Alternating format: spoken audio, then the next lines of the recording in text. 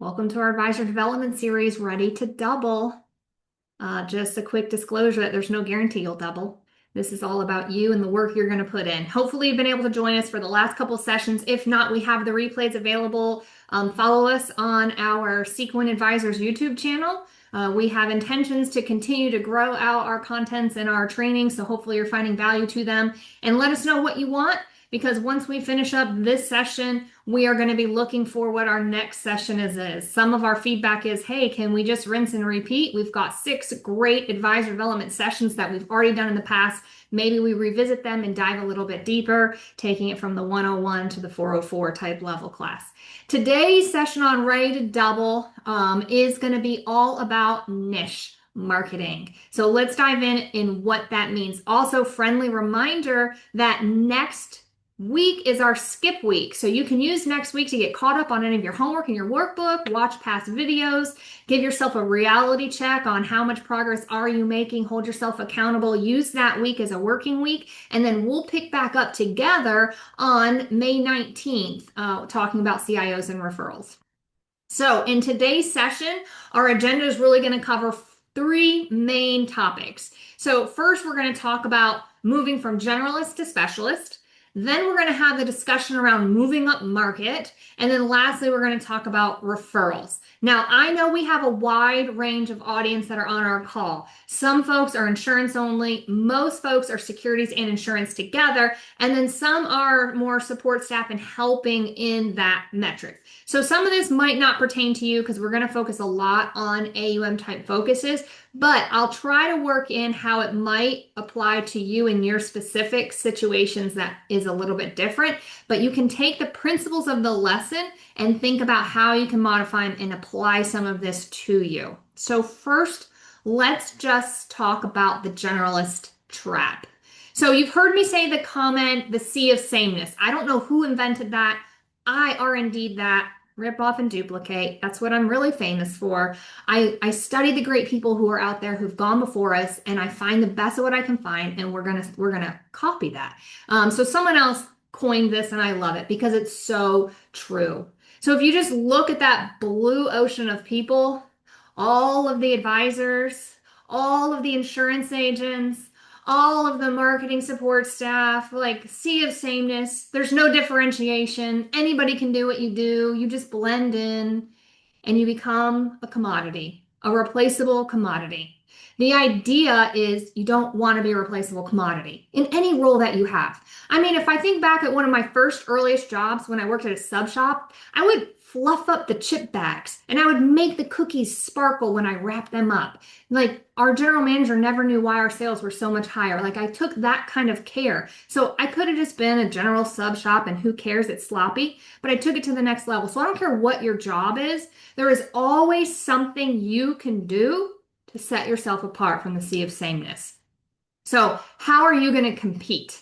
Right? So you might not have a lot of things that are very competitive. Prices might be set for you, right? So you want to set yourself apart using value. How can you add value to the relationship? The more you can shift your business away from being a transactional, and the more that you can shift towards adding value, the more that you're going to be able to elevate your worth to whoever you're servicing.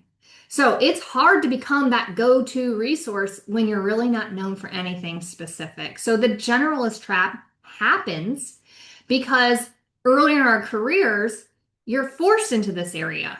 You're forced into having to grow a book, having to get as many clients as you can or customers as you can, having to service as many people as you can because you're just trying to get anything to stick. So there becomes this critical transition period where you go from taking anybody and everybody to then feeling overwhelmed and burdened and exhausted because of being in that situation. So it's a catch-22 because almost everyone has to start that way, but only certain people can actually break free of this trap. So you have to be thinking about, how are you going to differentiate yourself? How can you gain recognition, right? How are you going to have pricing power? What's going to set you apart from all of those things? So most of the people that are playing in this space just need those wins. So they're going to be focused on doing just that. So how are you going to be able to win and attract those leads away from those other people? You have to maybe write this down, but what is your value proposition going to be? What is your saying that's going to be for separating you from the rest of the choices that are out there? So staying broad can stall your professional growth. Staying like everybody else can stall you from rising in the ranks, no matter what your job is, right? Coaching, it doesn't matter. All of these principles apply to everything that you can do. So think about that. Generalists are going to have wide exposure, but they often struggle with that differentiation. And it is really hard to compete financially, right? So you lose pricing power. You don't have a lot of recognition. Everybody can do what you do. You can't stand out. You don't command value. You're not a go-to person. And that's how people get in this trap. It becomes a rut. It's when work stops being so fun and it starts feeling like a drag. Market saturation, competition, lack of clear brand, lack of differentiation, all of those things. It can slow down your career advancement. And the idea is how do we break free of this? So there are a lot of hidden costs to saying yes to everything. The biggest danger to advisors is really your disservice to your clients, right? So you've heard me talk that I believe in the power of specialization. I believe in subject matter experts, and I believe in putting a moat around your clients with other key relationships and people that can help fulfill those areas. So if you try to say yes to everything, are you actually able to do everything at an excellent level? Do you want to be a mile wide and only going an inch deep? Or do you want to own something and know it throughout, down and down, and then you have great resources and partners that are next to you? I can give you a quick example of one hidden cost to saying yes. And this is a real life example of an advisor who just didn't understand the importance of asset titling. So a family that had a special needs granddaughter that thought they were doing the best thing by opening an UTMA for her, not realizing that they were putting assets in her name and then deciding, let's make it a 529. And they shift the UTMA assets into the 529. Well, those were her assets, so now they're not exchangeable to another beneficiary. Well, she can't go to attend a college, so now they're struggling with how are we going to use these monies, and now she can't qualify for state-run benefits because her assets are too high. So again, there are true dangers to just saying yes to everything your clients need without having that deep level of understanding. So having those good partnerships are so important. So let's talk about that. What does that look like? When somebody's out there, they're searching for an advisor, they're searching for an agent, they're not just going to type in like, find me somebody. They're going to say, who do I know that works with dentist? Who's the best for this or that? So there's a lot of power in specialization and niche focus.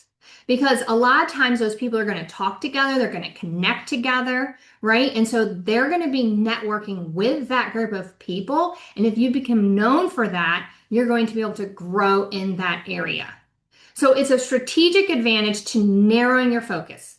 And we're going to talk about narrowing your focus in a couple of segments. So keep that in mind because it doesn't just apply to advisor agent, like working with their people. It also applies for obtaining referrals and focusing.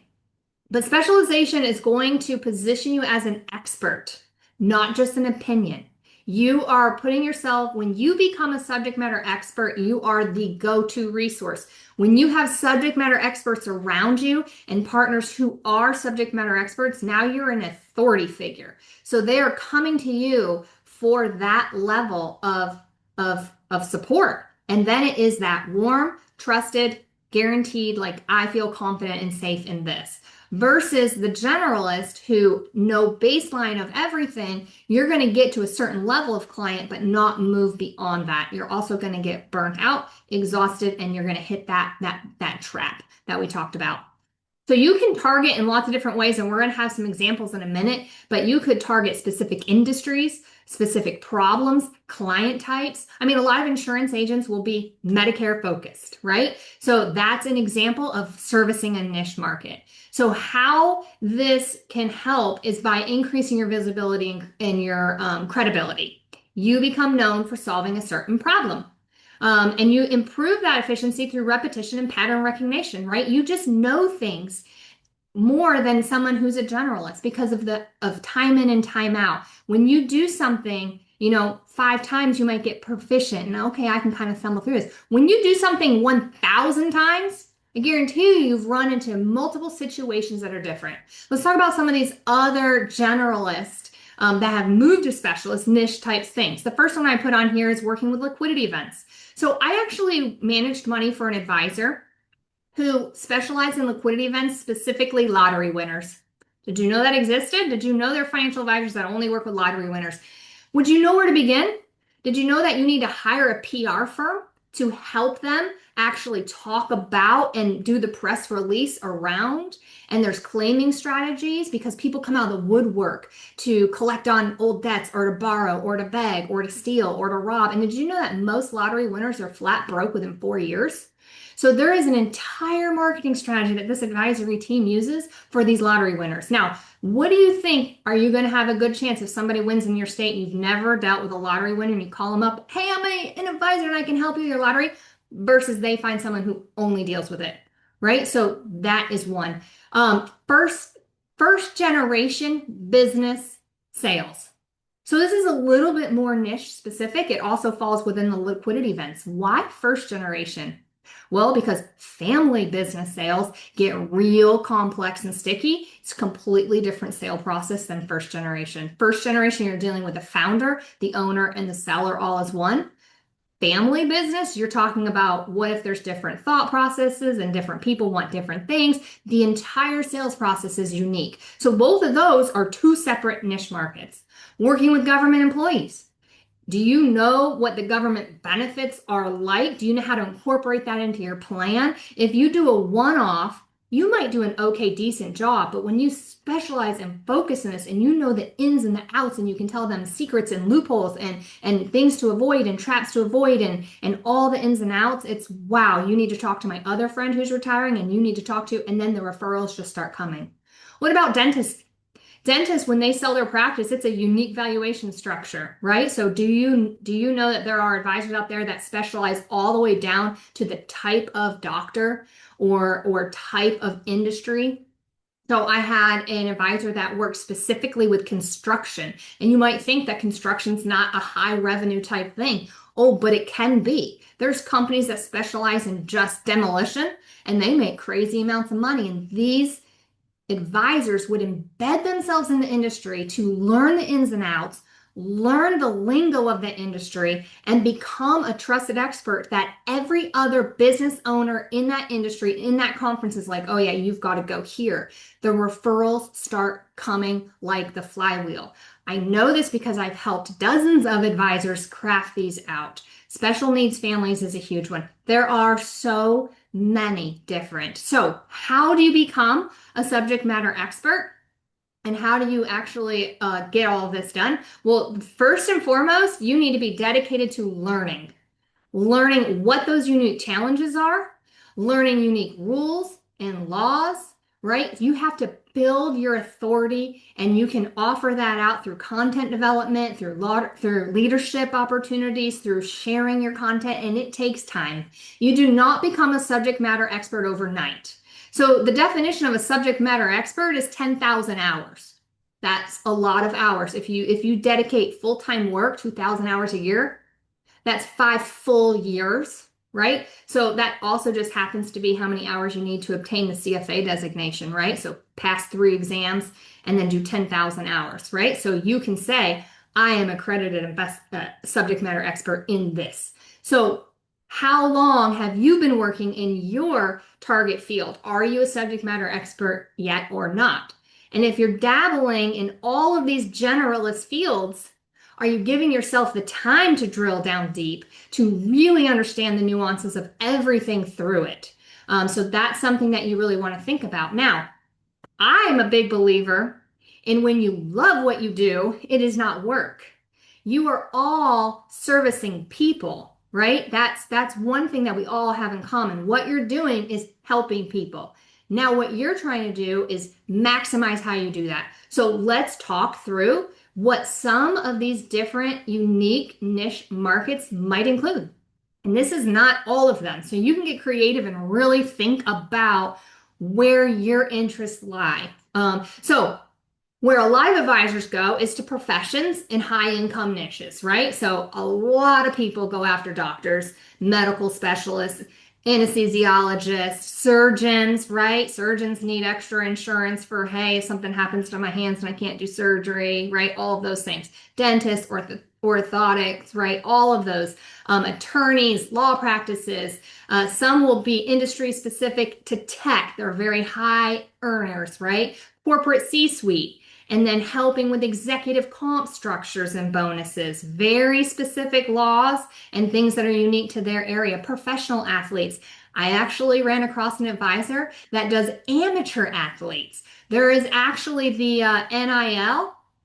Is anybody going after that market? Now we're getting younger kids, college kids, who are going to be coming into sums of money, and where are the advisors for helping them?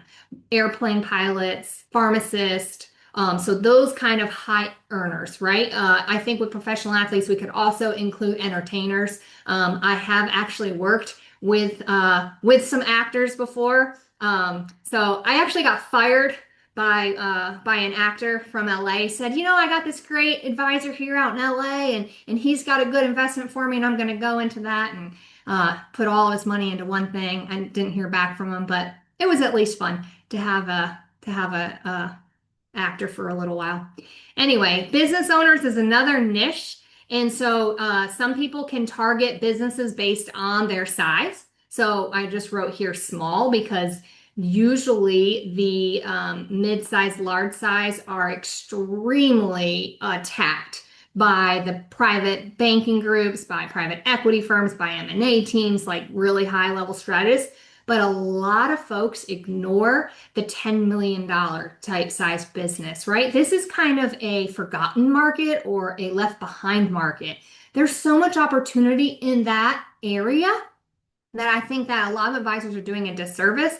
And when there's less competition, it's better for you as well. Franchise owners. So maybe they don't create their own business, but they're still running it. So that could be a niche. Construction, real estate, e-commerce, Amazon sellers.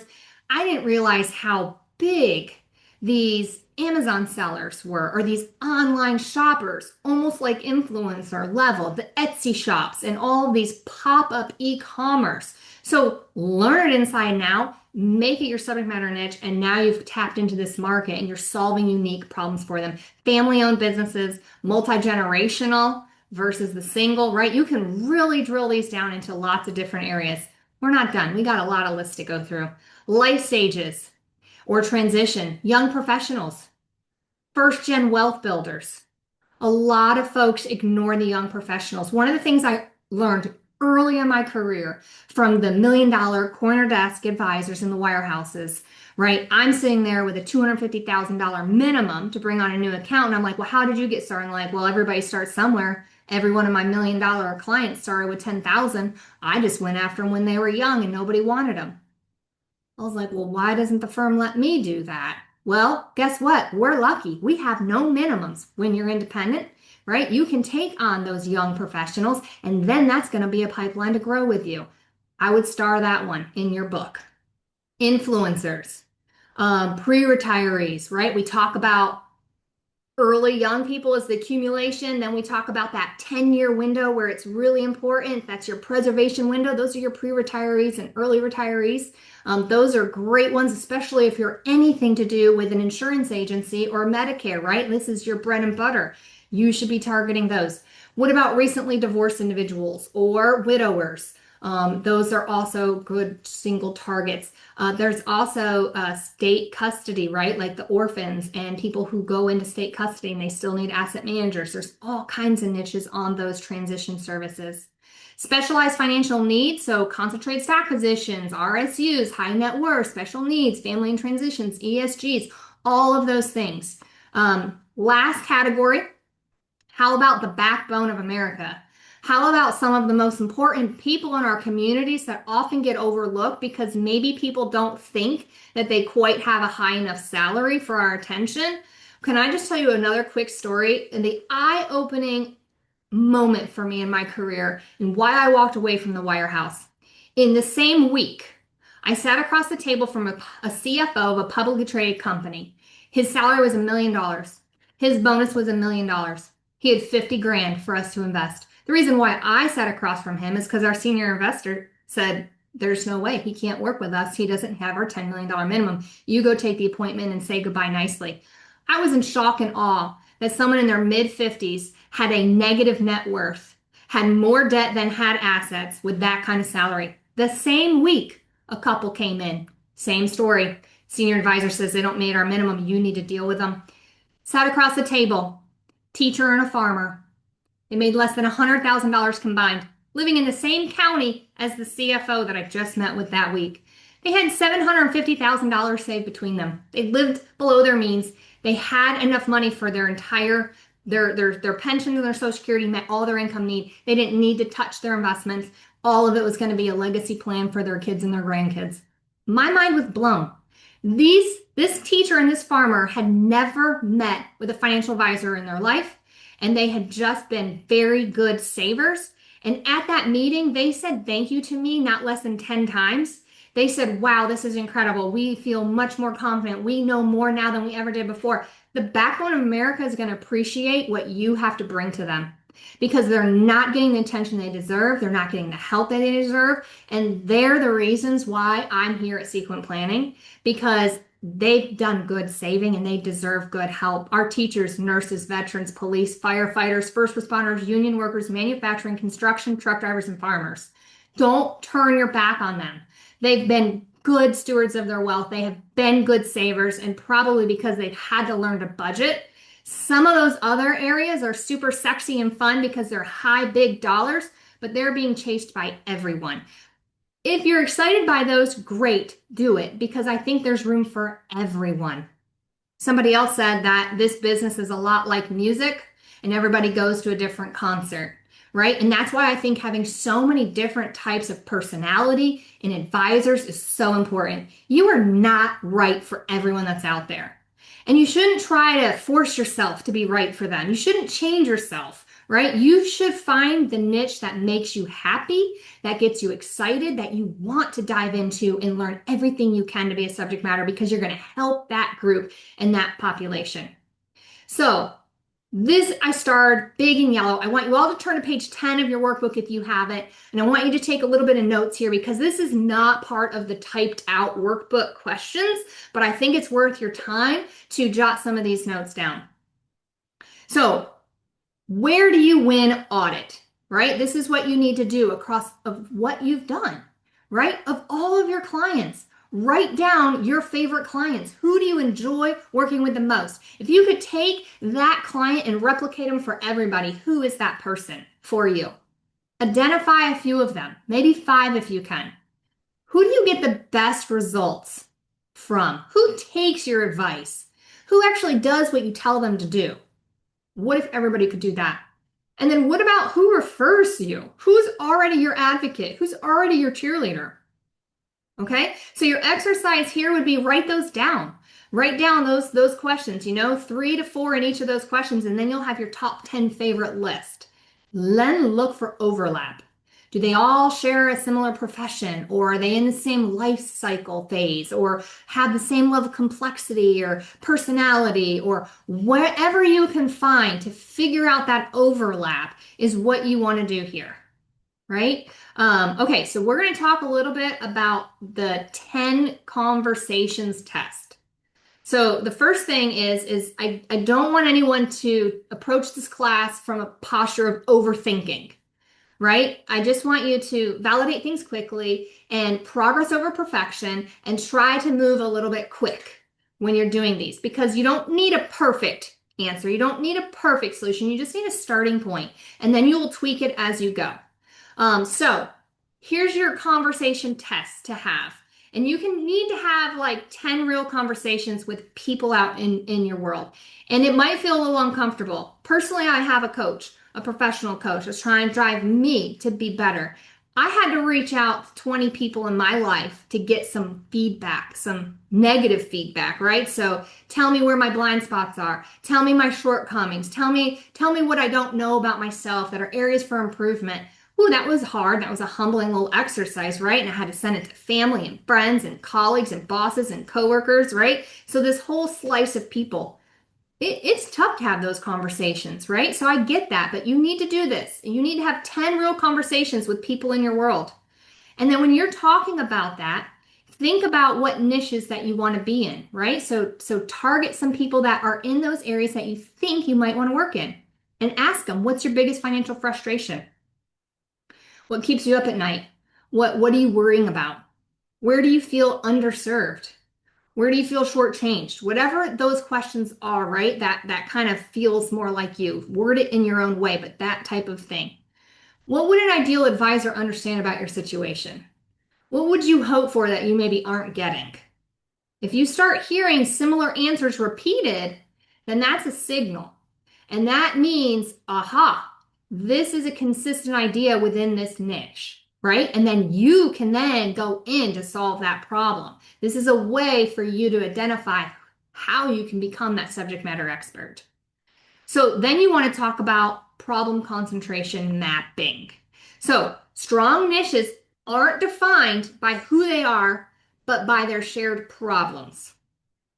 Okay, so you have to think about being a problem solver. You might have heard a lot of people talking about the hero's journey, right? Like, what is our role? Our role is to solve problems for people. So your niche is not just defined of who they are, but the unique problems they face. And so your job is to eliminate those. So pick 3 groups that you already are actively servicing or that you're a little curious about. And for each one of those groups, list out the 5 unique financial challenges they face. What mistakes are commonly made in those areas? What keeps them up at night? What are they worried about? Help to better define or help to create a repeatable process or how you can maybe add some value and some strength around it, right? So be intentional about mapping out those problems. And then lastly, you need to have a little bit of a conversation with yourself around energy and longevity. And what I mean by that is a niche will only work as long as you can stay in it long enough to dominate it. So you need to really be honest with yourself to be like, am I actually going to enjoy doing this? Right? Like, I hate going to the dentist. I can't stand it. I couldn't imagine putting my hands in somebody's mouth. Am I actually want to sit with dentists every day of my life? Pass. Some people are rubbed completely wrong by different niche type markets, right? And so pass, figure out where you want to go. And then are you curious? Do you want to learn their world so deep that you truly become a subject matter expert? 10,000 hours? Are you willing to invest 10,000 hours to be an expert in something? Or have a team that does that? Not very many people go that far. You can have wild success without going that far also. So don't think, oh, I don't have 10,000 hours, I'm out. Or, oh, I don't have, 5 years to do this, I'm out. This can also be progress, and you can make significant pathways with little time. And this next chart is going to show that for you. So niche marketing can also help you move up market. And so if you look at this chart on the left-hand corner, it's relatively low value and it's very relatively low knowledge required. These are your simple clients. Simple clients can work with advisors who just got their 65. Simple clients can work with their insurance agents who just passed their exam and they're ready to go, right? You're helping with simple. You're just executing an insurance policy, or you're just helping with budget or emergency savings or debt management or just a simple investment into their 401k. There's nothing complex about it. You don't add a whole lot of value. Let's shift a little bit to the right. You're adding more value, right? And your knowledge is going up. So in that moderate category, your clients have growing incomes. Now they have investments and savings goals. They're buying houses, right? And then we're moving up. Complex are higher earners, multiple investments and coordinating them together, and tax loss harvesting and tax planning and college funding. Insurance planning becomes more complex. And now you're moving on up. Now you have very complex business ownership, multiple state issues, executive comps, estate planning, charitable giving, all of those things. And then you have your highly complex, significant wealth, multi-generational planning, family office coordination, advanced tax planning, legacy, values, all of those things. So you don't just go from, hey, I'm a moderate generalist today, and tomorrow I'm going to be in the niche market of highly complex. This is a journey, this is a path, and you take it one step at a time. So as you get more and more proficient in your niche, what ends up naturally happening is you naturally start moving up market. You naturally start attracting the higher value advice, the more complex, right? The higher your knowledge, your competition also starts to go down because now you're unique and you're offering something different, right? So, I had a note to tell an example, but I'm going to skip that one. So bear with me for a second. Okay, let's talk a little bit more about this moving up market and what that practically looks like. So this is an example for the financial piece of it. So let's say that your simple client, follow with me. This is a busy slide, far left, simple client. Really, you only need to give them 3 service hours. It's not that hard to update a quick net worth statement. There's not significant financial planning, right? They have a single insurance policy that's easy to review. Maybe it's $100,000 that you have, and you're charging 1.5. So your take home maybe is $900, and you can crank out servicing 450 of these individuals, and you're making $400,000 a year. It's not too bad, and you still have 30% business development time. Okay, let's move up market. Let's become a little bit more niche. Let's become a little bit more sophisticated. All right, so now let's shift into moderate. Well, now your average net revenue per household has more than doubled. Well, it needs to double because your service hours went from 3 to 5. Your number of client accounts has decreased dramatically. You don't have the time to service 450, so now you just have 275. Your income has moved up a little, 500. Now let's move into complex. Complex should be where you want to be if you are a sole practitioner and it's just a single advisor and maybe a single advisor with admin, or maybe a single advisor triangle like we talked about a couple weeks ago where you have that either analyst or junior advisor with you. We're going to talk in another slide about how you can monetize the simples with teaming, but let's focus on you as a single practitioner. The complex is where you're having to put a whole lot more time in, but the value is there. So you have dramatically increased the amount of revenue per client.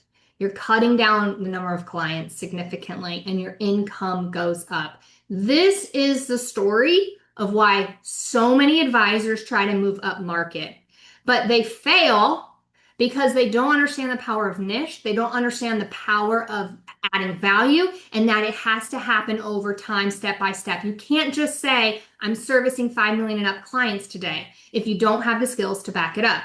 So you do it one step at a time and continue to move your sites forward. So let me talk a little bit about this. On the left is what I was talking about with the simple case. So this could be either the generalist, and the reason why being a generalist is not a good idea if you're a sole practitioner is because it's generalized messaging, tons of different personalities come in, and you're going to capture a small trickle amount. So one is going to pop out at a time. Where this works significantly well is when you have a massive client base that you already have in one area, say a Medicare book, right? Say an insurance agency book, say an employer group plan, whatever that may be, and you say, I can work my message on the masses. Then you have a program that's generating, because you have so many funneling in, it's fine if they drop out one by one and you're servicing the general population and more simple. But if you're a sole practitioner without the massive lead gen, you want to move up market, and that's going to be narrowing, directing your message to your target audience where you are the standout. So there is a revenue reality check. Not all niches are economically viable. We know that if I have a love and a passion for janitors, yes, janitors, I love janitors. They keep our schools clean for our kids. And I have a cousin who's a janitor. So I do love them. But I'm not going to be able to make a living with just servicing janitors. That's the reality check. What about influencers? They make great money. Well, am I cool enough to get influencers to buy into me? I mean, some advisors are going to be able to do that, but let's just be really honest. I talked about it earlier. We're all a different kind of concert, and we need to have a little bit of a reality check about ourselves. I rub some people the wrong way, and they're not going to want to work with me. So you need to really look at yourself and be honest of what are the type of people who are attracted to you, and make sure that that's part of your niche market as well. So for every potential niche that you're thinking about in your mind and that you're going to use in your exercises, you need to ask, do they have the ability to pay for you? Is there value in your advice, and is it enough value that they will pay for it? Is their financial situation complex enough to justify them continuing a relationship with you? So you need to eliminate any niches from your list that are really interesting, but maybe not financially sustainable. So hopefully that adds a little bit of value. Let's jump into the next topic here, and that is our referrals. So the client referrals is often a foundation for most advisory businesses. Most advisors will say, I grow by referrals. Almost all clients, when asked in a survey about would they refer anybody, say yes. The actual sad reality is that very few advisors ask for referrals. And why, right? Man, did I struggle with this when I was in the sales role. I felt like it was pushy, or I felt like it was ingenuine, or I was just a little intimidated. And you just have to get past all of those fears. You have to write down your process, and you just have to push yourself through it. So set the expectations early. Position the referrals as part of your process at the beginning, at your intro, before they're even a client, when they're just prospecting with you, when you're saying, who am I and what do I offer for you and what's the benefit for you? And most people work with me are coming to me through introductions, right? That is just how we grow. I really am interviewing you, you're interviewing me. I only work with people I like, and I trust that you'll introduce me to other people that you like, and therefore I'll like them, and ha ha ha, it's kind of a bit of a joke. That's one approach, right? However you want to do it. Make it yours, make it your personality, but set the expectations early. Let them know that part of what you're going to expect is for them to refer to you. And then you need to follow up on it, and you better well have your client service model shape and in ready for delivery. Deliver on a referable experience. You be proactive, you be responsible, you be memorable. How many times have we all heard that people aren't going to remember what we say, but they remember how we made them feel?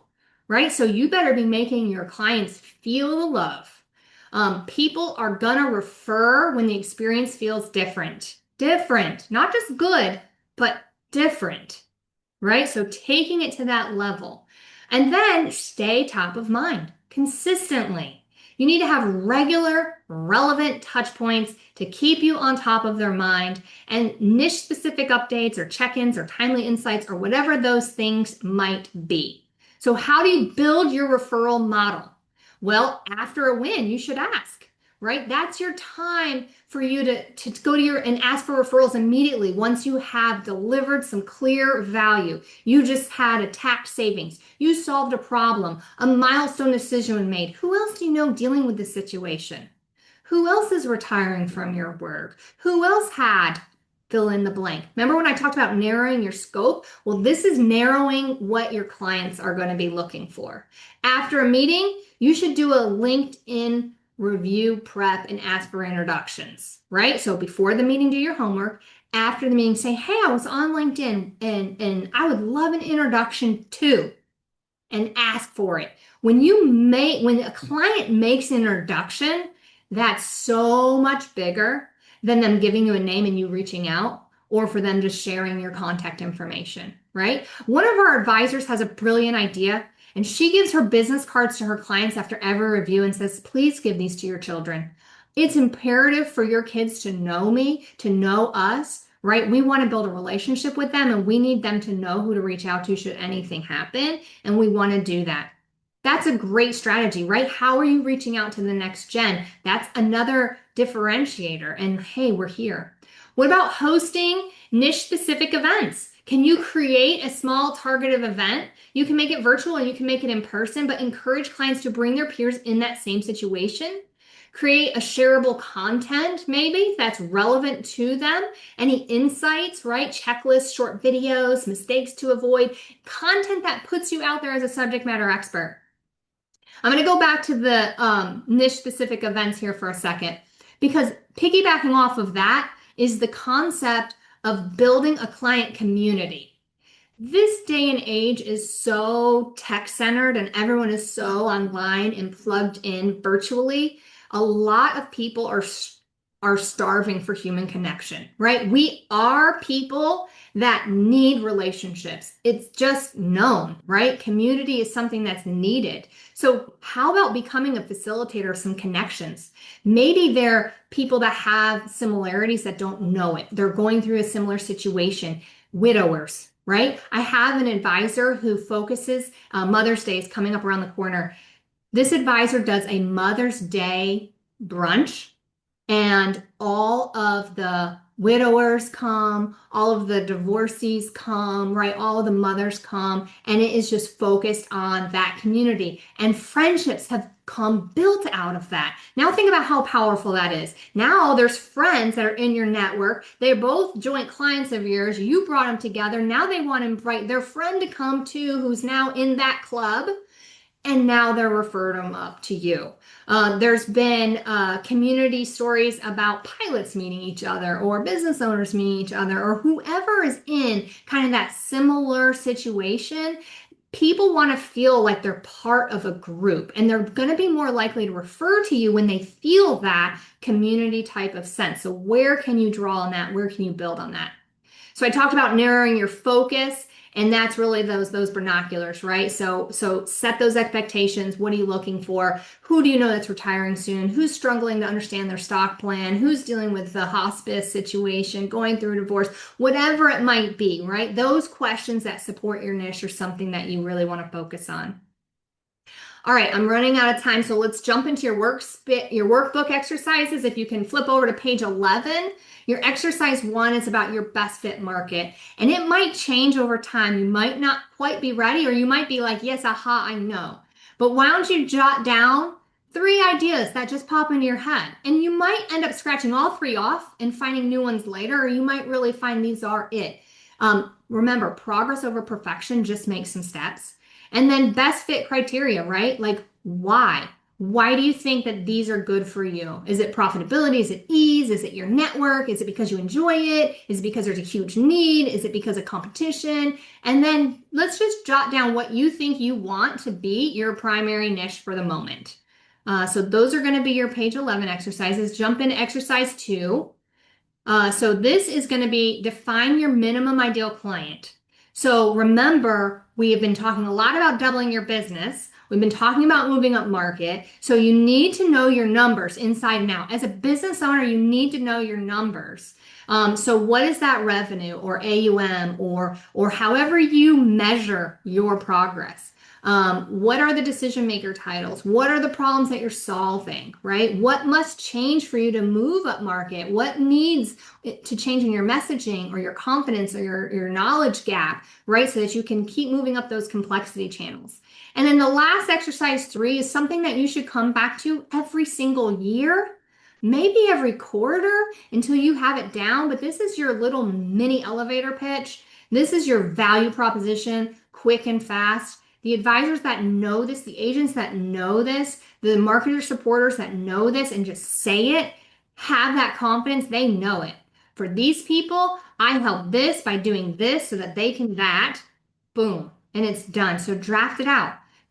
Something's better than nothing, just progress. You're going to refine it as you go. The first couple of times you say it, it's going to feel awkward and clumsy, and you're just going to improve it as you go.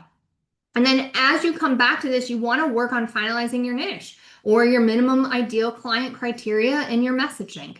So quickly looking forward to our next session is all about identifying our centers of influences, how you build those alliances, how you nurture those relationships, and how you really can get a lot out of the COIs. All right, I hit 45 minutes on the dot. Let me stop recording and then we'll open it up to Q&A because Q&A is only for people who come in live. Okay.